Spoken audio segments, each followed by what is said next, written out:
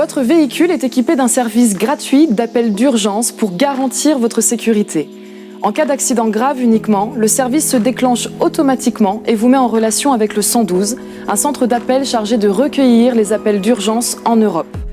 Le service s'active au démarrage de votre véhicule. Ce voyant vert indique que le réseau est disponible. Si des moyens de protection, comme les airbags, se déclenchent, un appel d'urgence est émis automatiquement sans aucune intervention de votre part. Ce témoin s'allume alors pour vous indiquer qu'un appel a été émis automatiquement. Si vous êtes témoin d'un accident ou victime d'un accident bénin non détecté par les capteurs de votre véhicule, vous pouvez lancer manuellement un appel d'urgence. Véhicule à l'arrêt, faites un appui long de 3 secondes sur ce bouton.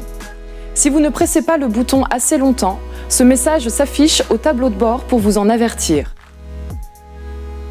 Une fois l'appel d'urgence lancé, le témoin sur le contacteur clignote et un message apparaît au tableau de bord. Si vous vous trouvez dans une zone où le réseau n'est pas disponible, ce voyant est éteint. Pour passer un appel d'urgence, il vous faut alors trouver une zone où le système capte un réseau. Lors de l'émission de l'appel au 112, des données comme le lieu et l'heure de l'accident sont transmises au centre d'appel et vous êtes mis en relation avec le service d'urgence le plus proche de votre lieu d'accident.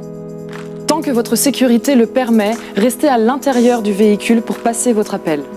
L'opérateur sera à votre écoute pour permettre au service approprié d'intervenir.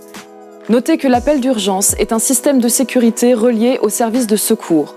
Il ne doit être utilisé qu'avec précaution. Sachez que si vous avez appuyé par inadvertance sur le bouton d'appel urgence, vous pouvez annuler l'appel par un nouvel appui long sur le bouton tant que l'opérateur n'a pas décroché.